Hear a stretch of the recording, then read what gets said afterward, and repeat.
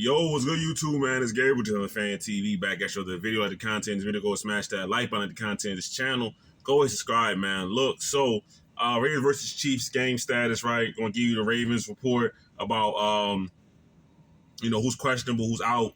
So just to talk about it, get my thoughts about that, right? So as far as the guys that have been ruled out, Patrick Ricard, Nandi Madubuike, and Broderick Washington, all right? Broderick Washington picked up an injury in last week's game. He hasn't practiced all week. Patrick Ricard hasn't practiced since the middle of training camp. John Harbaugh said he's still in rehab phase. He's still in rehab mode.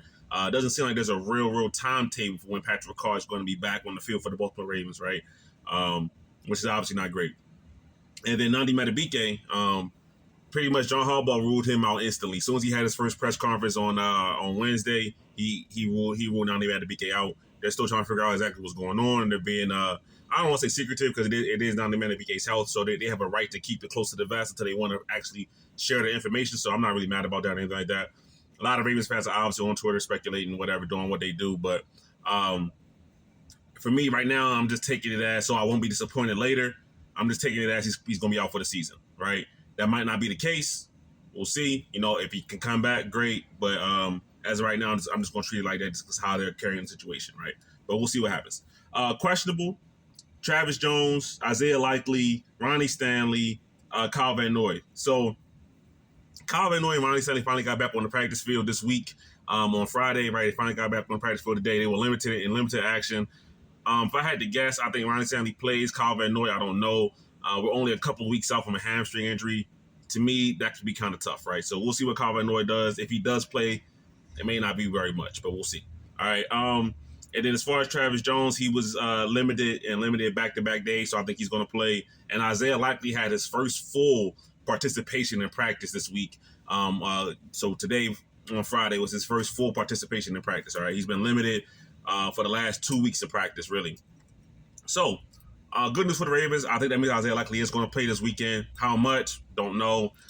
Mike Andrews finally came to life versus the Detroit Lions. So maybe the Ravens feel a little bit better about not having to play Isaiah Likely full go. I don't think they're going to do that anyway. Just the way John Harbaugh was talking and saying things like, he's only had to practice for a week or so. We got to see how he goes. This is high level competition. Yada.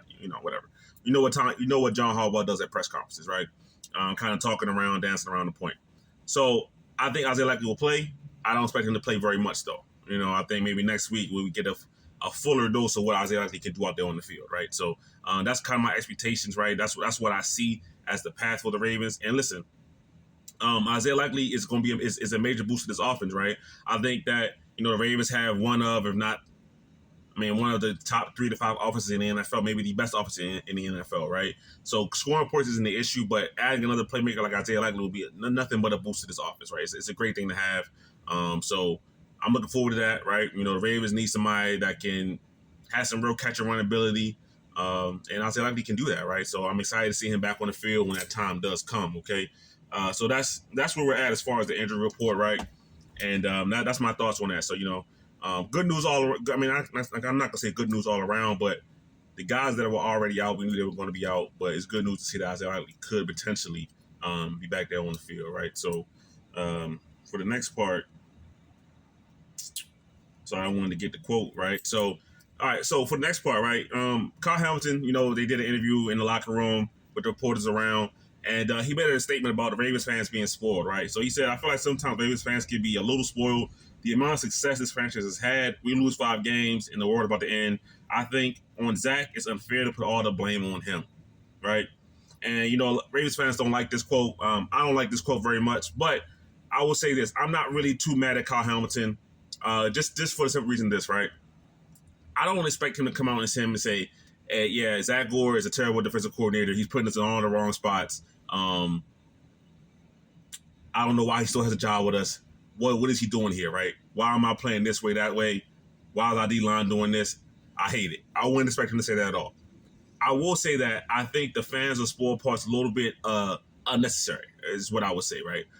Ravens fans are not asking you to be the best defense in the NFL, right? We would love that, right? You guys, the Ravens defense is literally the worst defense in the NFL right now, right? They can't stop the run. They can barely stop the pass. They're not doing a good job of really anything. 2 out of 3 games have been against elite competition, right? Bills are a great team. Lions are a great team. But guess who's going to be in the playoffs? Elite competition. So that doesn't make me feel better that we can't stop elite competition. That's who we should be trying to stop, right? So when I hear Kyle Hamilton making remarks like, "Oh, the Ravens fans are a little spoiled, feels like the sky's falling every time if we lose 5 games," yeah, you're not supposed to be losing them kind of games, right? I mean, that's the simplest fact. The Ravens could be very well be 3-0 if they play up to their potential. And listen, like I said, I don't have no problem with him not blaming Zach Gore. Zach Gore is on his team. Zach Gore is his coach. If Kyle Hamilton would have came out flat out and said, "Yeah, Zach Gore is a terrible defensive coordinator. I don't really like playing for this guy," that would be the most shocking thing he could do, right? So I'm not expecting that. But you cannot call Ravens fans spoiled for having expectations for this team to be better than what they have been throughout the first 3 games of the year. That's not being spoiled, right? If I have an expectation of this team to be, at worst, a top 10 defense, and you can't even give me at minimum middle of the pack, you can't even give me 16th best defense, you're giving me 32nd overall defense, that's not the Ravens fans being a little spoiled. That's the Ravens players underperforming, right? So, and he mentioned that like execution on the players, right? And he's right. Players and coaches have to have different jobs to do. Zach Gore can't make the plays for you, but he's also not putting the Ravens defensive players in positions to succeed. Excuse me. So it goes both ways. So Ravens fans being spoiled, to me, I think that comment doesn't make much sense, and is like I said, I think it's unnecessary, right? I'm not mad at Kyle Hamilton about it. He's defending his coach. He's defending his teammates. Like that to me, that's a stand-up thing to do, right? I think he could have went about it in a little bit of a better way. But am I mad about it? Not really offended by it. But what I will say is that, the Ravens have real expectations on them, right?